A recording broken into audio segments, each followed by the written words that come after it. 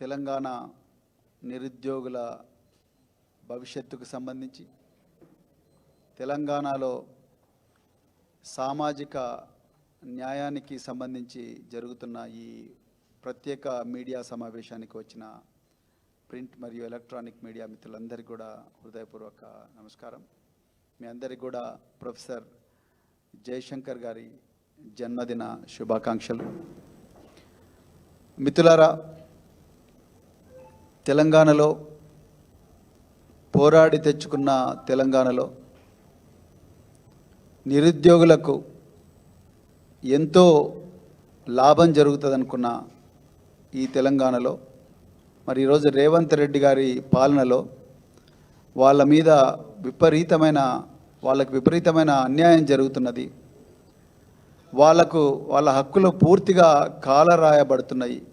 మరి ఆ సందర్భంగానే ఈరోజు దాంట్లో భాగంగానే రేవంత్ రెడ్డి గారు, కేసీఆర్ గారు సామాజిక న్యాయం కోసం ఆనాడు 2022 సంవత్సరంలో జీవో 55 తీసుకొస్తే రేవంత్ రెడ్డి గారు సామాజిక న్యాయానికి తూట్లు పొడుస్తూ మరి 2024లో ఫిబ్రవరి 8వ తారీఖు నాడు జీవో 29 తీసుకురావడం జరిగింది. ఇది ఒక పెద్ద కుట్రలాగా అనిపిస్తూ ఉన్నది. ఒకవైపు రాహుల్ గాంధీ గారేమో రాజ్యాంగం పట్టుకొని పార్లమెంటులో రాజ్యాంగ పుస్తకాన్ని చూపిస్తూ మేము సామాజిక న్యాయం కోసమే నిలబడుతున్నామని ఒకవైపు రాహుల్ గాంధీ గారు అంటున్నారు. మరోవైపు అదే కాంగ్రెస్ పార్టీకి చెందిన రేవంత్ రెడ్డి గారు సామాజిక న్యాయానికి పూర్తిగా తూట్లు పొడుస్తూ ఉన్నాడు. కేసీఆర్ గారు ఎంతో ఆలోచించి జీవో 55 తీసుకొచ్చి అన్ని వర్గాలకు సముచిత న్యాయం జరగాలి, పరీక్షల్లో ఉండే అన్ని దశల్లో కూడా సముచిత న్యాయం ఉండాలని చెప్పేసి కేసీఆర్ గారు జీవో 55 తీసుకొస్తే ఏ కారణం లేకుండా ఒక ఆంధ్రప్రదేశ్ రాష్ట్రంలో 2008లో జరిగిన ఒక సుప్రీంకోర్టు కేసు, ఆ సుప్రీంకోర్టు జడ్జిమెంట్ని అడ్డం పెట్టుకొని ఇవాళ ఆ జీవో 55ను రద్దు చేసి ఈరోజు రేవంత్ రెడ్డి ప్రభుత్వం మేఘాల మీద జీవో 29 తీసుకొచ్చి కేసీఆర్ గారు అన్ని వర్గాలకు ఏ విధంగా న్యాయం జరగాలనో స్పష్టంగా వివరించిన జీవో 55 స్థానంలో జీవో 29 తీసుకొచ్చి నిరుద్యోగుల నోట్ల మట్టి కొట్టిందని చెప్పేసి చెప్పడం కోసమే ఈ ప్రెస్ కాన్ఫరెన్స్ ఏర్పాటు చేసినాం. ఇక విషయానికి వస్తే మిత్రులారా, రాజ్యాంగబద్ధంగా ఆర్టికల్ 14 ప్రకారం కానీ ఆర్టికల్ 16 క్లాజ్ 4 ప్రకారం కానీ బలహీన వర్గాలకు ఎస్సీలు కావచ్చు, ఎస్టీలు కావచ్చు, వెనుకకు నెట్టివేయబడ్డ తరగతులు అంటే ఓబీసీలు కావచ్చు, రిలీజియస్ మైనారిటీలు కావచ్చు, పర్సన్స్ విత్ డిజేబిలిటీ అంటే దివ్యాంగులు కావచ్చు, స్పోర్ట్స్ కోటా కావచ్చు, లేకపోతే ఇప్పుడు కొత్తగా అగ్రవర్ణాల్లో ఉండే పేదలు కావచ్చు, వీళ్ళందరికీ కూడా రాజ్యాంగబద్ధంగా రిజర్వేషన్లు ఇవ్వాలి. ఇవి ప్రతి దశలో కూడా రిజర్వేషన్లు అమలు చేయాలనేది రాజ్యాంగం చెప్తా ఉన్నది. చాలా పబ్లిక్ సర్వీస్ కమిషన్స్ కూడా ఇదే విషయం చెప్తున్నాయి. సుప్రీంకోర్టు ఎన్నో సందర్భాల్లో జడ్జిమెంట్లో కూడా చాలా స్పష్టంగా సామాజిక న్యాయం పాటించాలని చెప్పి సుప్రీంకోర్టు చెప్పింది. కానీ ఇవాళ తెలంగాణ ప్రభుత్వం, తెలంగాణ పబ్లిక్ సర్వీస్ కమిషన్ ఈ ప్రాథమిక సూత్రానికి, రాజ్యాంగబద్ధమైన సూత్రానికి తూట్లు పొడుస్తూ ఉన్నది. దానివల్ల చాలామంది నిరుద్యోగులకు అన్యాయం జరుగుతున్నది. ఇక గ్రూప్ 1 ఎగ్జామ్ విషయానికి వస్తే మీ అందరికీ కూడా తెలుసు, ఆనాడు కేసీఆర్ గారు గ్రూప్ 1 నోటిఫికేషన్ ఇవ్వడమే కాకుండా గ్రూప్ 1లో ప్రిలిమినరీలో ఏ విధంగా రిజర్వేషన్ పాటించాలి, మెయిన్లో ఏ విధంగా రిజర్వేషన్ పాటించాలనేది చాలా స్పష్టంగా ఒక జీవో నెంబర్ 55 ద్వారా స్కీమ్ ఆఫ్ ఎగ్జామినేషన్ కూడా ఇవ్వడం జరిగింది. కానీ ఈరోజు రేవంత్ రెడ్డి గారి ప్రభుత్వం నిరుద్యోగులను ఆదుకుంటామని చెప్పి, జాబ్ క్యాలెండర్ ఇస్తామని చెప్పి నిరుద్యోగులను మోసం చేస్తూ, నిరుద్యోగుల్లో సామాజిక న్యాయం కూడా పాటించకుండా, రాజ్యాంగం చెప్పిన ఇవి పాటించకుండా జీవో 29 తీసుకొచ్చి, దానికి ఉదాహరణకు మీకు గ్రూప్ 1లో 563 పోస్టులు ఆనాడు కేసీఆర్ గారు 503 పోస్టులకు ఇస్తే ఈ ప్రభుత్వం 60 పోస్టులు ఎక్స్ట్రాగా కలిపి 563 పోస్టులకు 21 జూన్ 2024లో మరి మళ్ళీ ఇచ్చి తర్వాత ఎగ్జాము జూన్ 9 నాడు కండక్ట్ చేసిండ్రు. రిజల్ట్స్ జూలై 28 నాడు రిజల్ట్స్ డిక్లేర్ చేసిండ్రు. టోటల్గా ఈ ఎగ్జామ్కు ఆ పరీక్ష రాసిన అభ్యర్థుల సంఖ్య 3,02,172 మంది. మరి ఒక్క పోస్టుకు 50 మంది అభ్యర్థులను మెయిన్కు సెలెక్ట్ చేయాలంటే 1:50 నిష్పత్తిలో 50 మంది అభ్యర్థులను ఒక పోస్టుకు చేస్తే టోటల్గా 28,150 మంది అభ్యర్థులు రావాలి.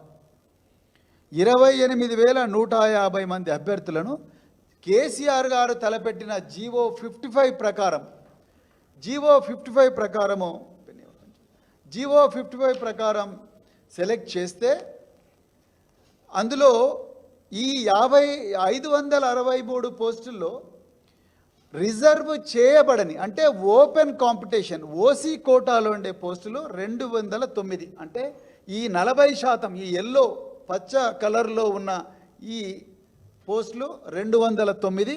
వీటి కోసం 10,450 మంది అభ్యర్థులను 1:50 నిష్పత్తిలో సెలెక్ట్ చేయాలి. అదేవిధంగా మిగతా ఏవైతే పోస్టులు ఉన్నాయో ఆ పోస్టులు 60% పోస్టులు ఏవైతే ఉన్నాయో ఆ 60% పోస్టులు టోటల్గా 17,700 మంది అభ్యర్థులను సెలెక్ట్ చేయాలి. తెలంగాణ పబ్లిక్ సర్వీస్ కమిషన్ ప్రభుత్వ ఆదేశాల మేరకు అది జీవో 55 చెప్తున్నది. కానీ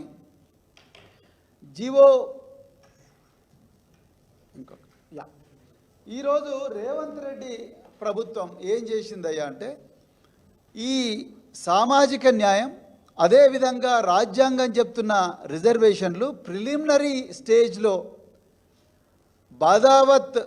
బాలాజీ బదావత్ పెట్టిన కేసులో ఏదైతే ఉందో ఆ కేసులో వచ్చిన జడ్జిమెంట్ను ఆధారం చేసుకొని ఆధారబాధగా జీవో 29 తీసుకొచ్చి ఈ సామాజిక న్యాయం ఈ రిజర్వేషన్లు పాటించకుండా 28,150 పోస్టులను స్ట్రైట్గా ముద్దగా సెలెక్ట్ చేసిండ్రు.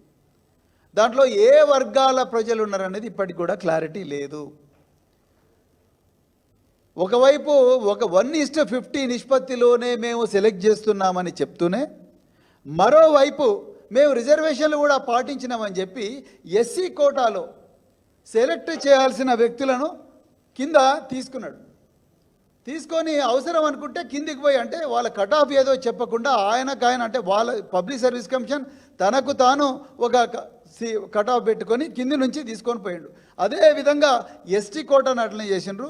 అగ్రవర్ణాల్లో పేదలు ఈడబ్ల్యూఎస్ కోటాను కూడా అదే విధంగా చేసిండ్రు.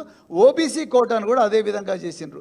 ఈ 28,150 ఈ ముద్దలో ఎంతమంది ఎస్సీ అభ్యర్థులు ఉన్నారు, ఎంతమంది ఎస్టీ అభ్యర్థులు ఉన్నారు, ఎంతమంది మరి అగ్రవర్ణాల్లో పేదలు ఉన్నారు, ఎంతమంది ఓబీసీ అభ్యర్థులు ఉన్నారు, ఎంతమంది స్పోర్ట్స్ కోటాలు ఉన్నారు ఎక్కడ కూడా చెప్పడం లేదు.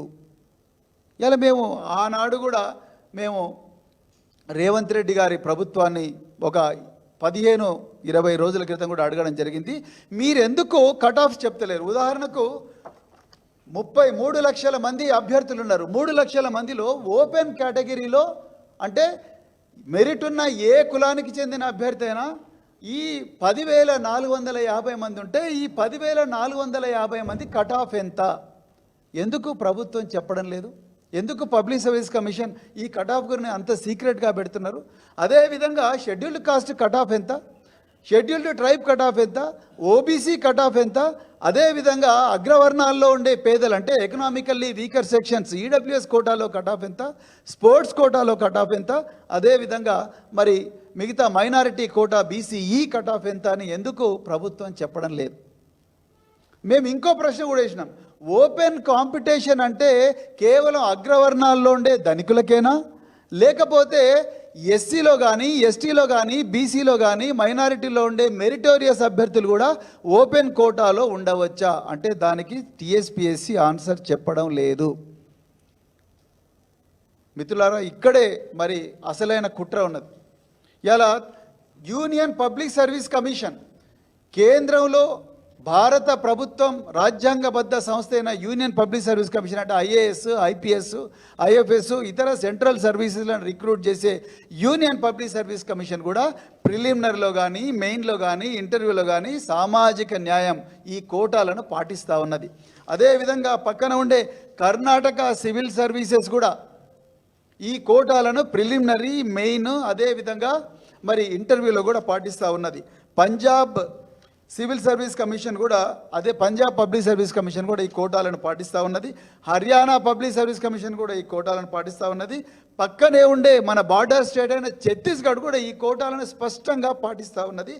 జార్ఖండ్ కమిషన్ కూడా ఈ కోటాలను స్పష్టంగా పాటిస్తూ ఉన్నది. మరి వీళ్ళందరికీ సుప్రీంకోర్టు జడ్జిమెంట్లు అడ్డం వస్తలేవా?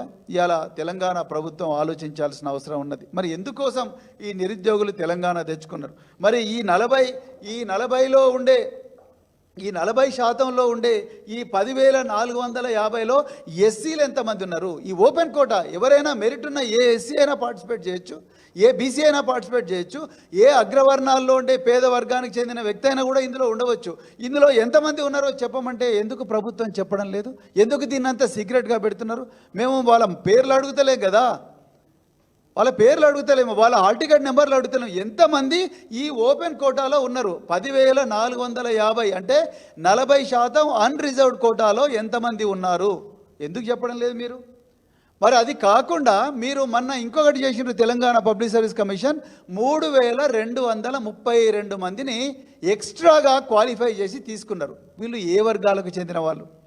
ఎందుకోసం తీసుకున్నారు వీళ్ళను? ఎక్కడ మీకు షార్ట్ ఫాల్ వచ్చింది?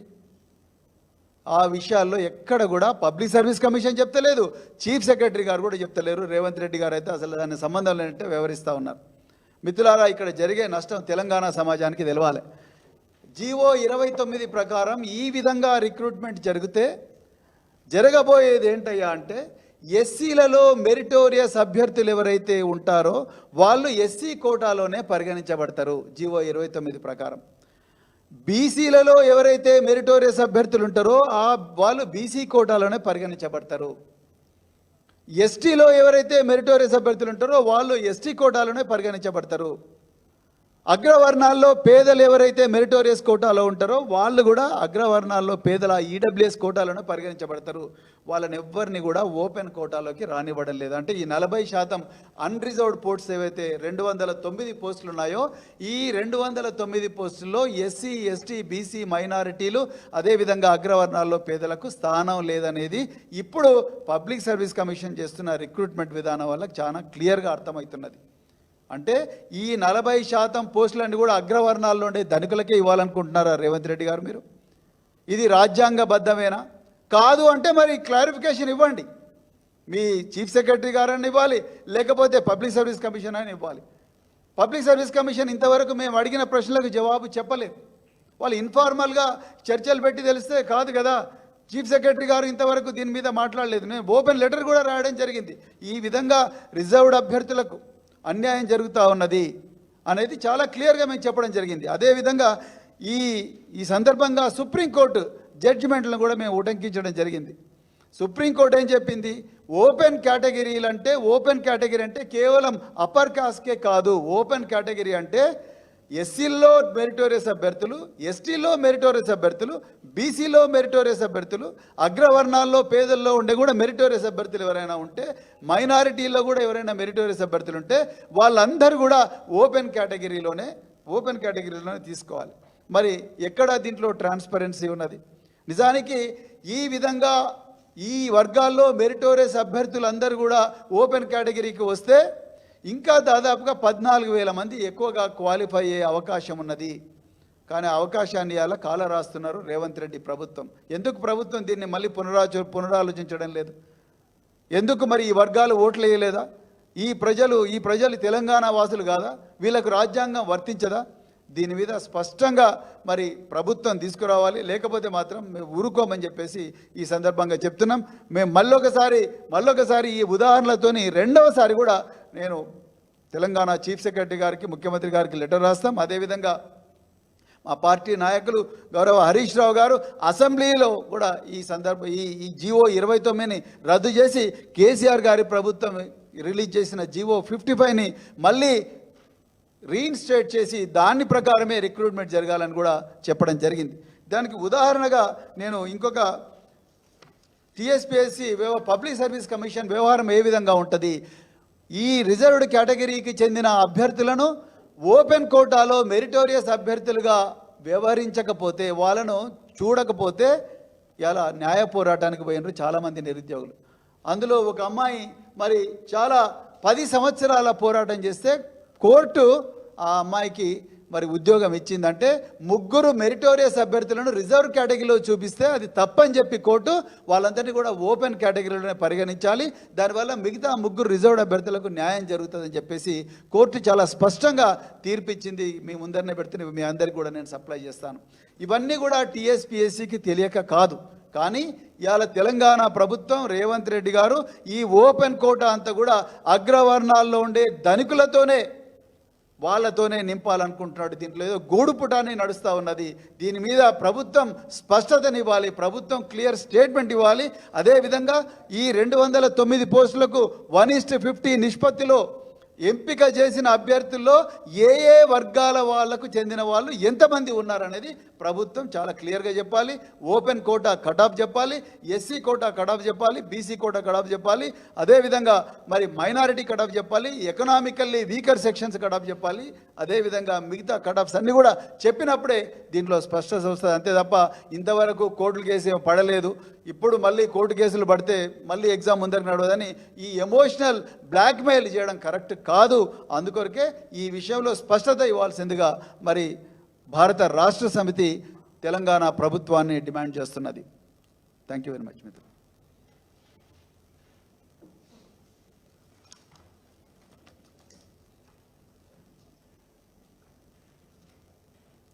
ఇంకేమన్నా పాయింట్స్?